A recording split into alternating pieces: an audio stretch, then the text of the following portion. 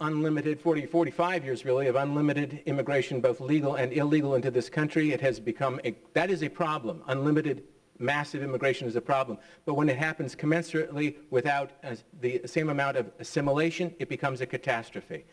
We will become what Teddy Roosevelt warned of, and he said you can have immigration, but if it happens without assimilation, all you end up with is not a nation, but a polyglot boarding house. Some of my friends on the stage, both governors and senators, said we should trust their judgment. Well, their judgment is what got us into this problem, so we need to trust somebody else to get us out.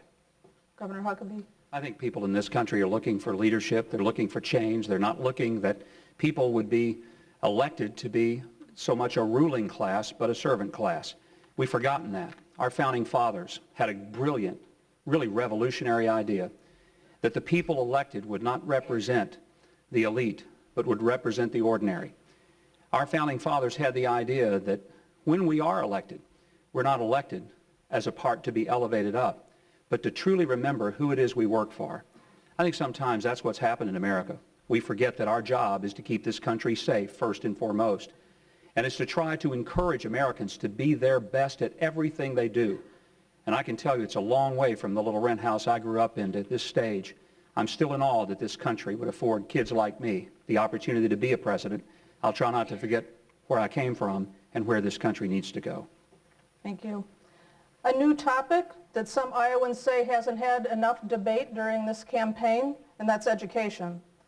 American 15-year-olds ranked behind 16 other countries in a recent assessment of science literacy.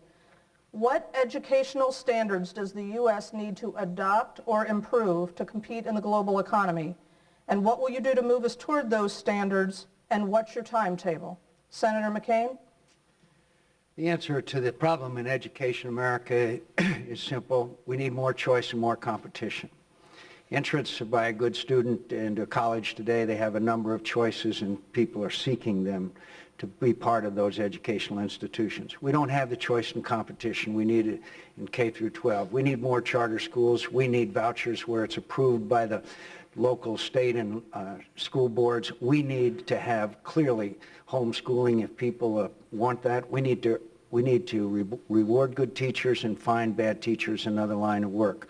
We need to have all of these compete. In my home state of Arizona, we have charter schools. Some have failed, but they're competing with the public schools, and the level of education is increasing. In New York City today, there's some remarkable things happening under Mayor Bloomberg and Joel Klein, who have done marvelous work with an educational system that was clearly broken. Those can be examples of a way to improve education in America, provide choice and competition, and give every American family the same choice I and my family had, and that is to send our child to the school of our choice. Thank you. Mayor Giuliani?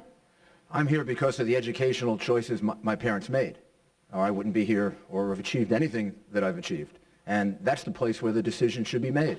Instead of having these education standards done in Washington by the education department or some bureaucrats in a state capitol or in a board, the choice should be made by parents. Parents should choose the school that their child goes to, the same way people choose higher education. Has it ever occurred to us that higher education is still the very, very best in the world? And you're asking me about K through 12? Well, higher education is based on choice. It's based on a large consumer market. It's based on competition. It's the area of K through 12 where we have this government command sort of approach. And if we give the choice to parents, where they can choose a private school, a parochial school, a public school, a charter school, homeschooling, let them be the decider, I think we'll see a big revolution in education. Congressman Hunter? 3 words: Jaime Escalante and inspiration. Jaime Escalante was that great math teacher who, in the barrio of Los Angeles, taught young kids calculus. And he taught them so well that the school district called up and said, "We got a problem. We think your kids are cheating on the tests." And he said, "Test them again." And he established this incredible system of calculus in the school district by inspiring young people. How many of us have our careers that can point back to a teacher and say, "That teacher inspired me"?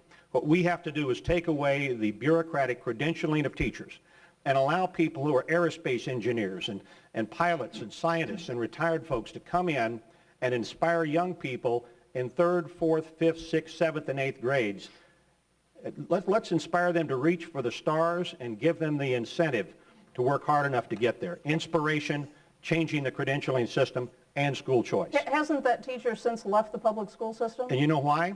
I read the postmortem on Jaime Escalante is that the unions ran him out of the school district. And I think that goes right to one of the big problems that we have. If we need to improve our educational system quickly to be more competitive in the world, does the federal government need to exercise different influence than it has historically over educational standards? If so, in what ways? And if not, how do you encourage state to meet national goals to move us forward? Governor Romney? Carolyn, these are 60-second answers, right? Yes. Okay, let's make sure, because time's going pretty quick here. Education's an important topic, and the president was right to fight for No Child Left Behind, because we allow states now to test our kids and see how well they're doing, particularly in math and English. We've made the same effort in our state, actually, before No Child Left Behind was passed. We test our kids. We have high standards. We teach them in English immersion. We say to be successful in America, you got to speak the language of America. We also put in place incentives for kids to do well. For those that take the graduation exam, which you have to take to get out of high school, we say that you're going to get, if you score in the top 25% of the test, a 4-year tuition-free scholarship But what to a about the role of Massachusetts the federal institution of government? higher learning. And the federal government insists on those tests and those standards, and it's key. And let me continue. I think we also have to have higher pay for better teachers. And people who are not good teachers ought to find a different career. And finally, we need more parental involvement. And we've tested our kids in Massachusetts along with all the other kids in the nation. 50 states get tested every 2 years in English and math. In 4th and 8th grade, my 8th graders came out number 1 in English. They came out number 1 in math. My 4th graders, number 1 in English, number 1 in math. First time in history, one state, number 1 in all 4 measures. School choice, better pay for better teachers, high standards, scholarships for the best kids, English immersion. These principles work. Governor Huckabee? First of all, the whole role of education is a state issue. It's not really a federal issue. And the worst thing that we can do is to shift more burden, more responsibility, more authority to the federal government when more of it needs to go to the states. But I think the federal government can play a pivotal role, and primarily in helping to make sure that the best practices that are working in the states are shared with states who are struggling. Let me give you a couple of examples of what has to happen in all the states. And the federal government can at least share the data and the information. One, personalize the learning for the student. We have 6,000 kids every day drop out of this country, and they don't drop out because they're dumb. They drop out because they're bored to death. They're in a 19th century education system in a 21st century world. If we really are serious, then first of all, we make sure that we build a curriculum around their interest rather than just push them into something they don't care. Second thing, unleash weapons of mass instruction. I'm a passionate, ardent supporter of having music and art in every school for every student at every grade level. Time. Because, let me just make sure you understand why. It's not frivolous. It's because if we don't develop the right side of the brain with the same level of attention as we do the left, which is the logical side, we end up with an unbalanced, bored student, which is exactly what we've done, and we're dropping students out of our system because of it. Congressman Paul, what's the biggest obstacle standing in the way of improving education? Do I have to raise my hand to get a question? I'd like to address that question. I'm getting to you. No, you're not. You haven't in several go-rounds, so I have to make an issue out of it.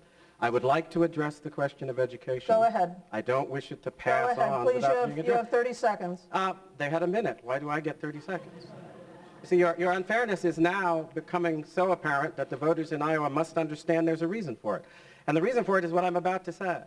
Governor Huckabee just addressed the question of education. He has stood before values voters and moral conservatives claiming that he is their spokesman. You know the major problem in American education today? We allowed the judges to drive God out of our schools. We allowed the moral foundation of this republic, which is that we are created equal and endowed by our Creator, not by our Constitution or our leaders, with our rights. If we don't teach our children that heritage and the moral culture that goes along with it, we cannot remain free. They will not be disciplined to learn science, to learn math, to learn history, to learn anything. And they don't want to talk about this, except when they're squabbling about their own personal faith and forgetting that we have a national creed. And that national creed needs to be taught to our children so that whether they are scientists or businessmen or lawyers, they will stand on the solid ground of a moral education that gives them the discipline they need to serve the right, to exercise their freedom with dignity, and to defend justice because they understand it is our heritage. Congressman Paul, what's the biggest obstacle standing in the way of improving education in the United States, and how would you address it? Probably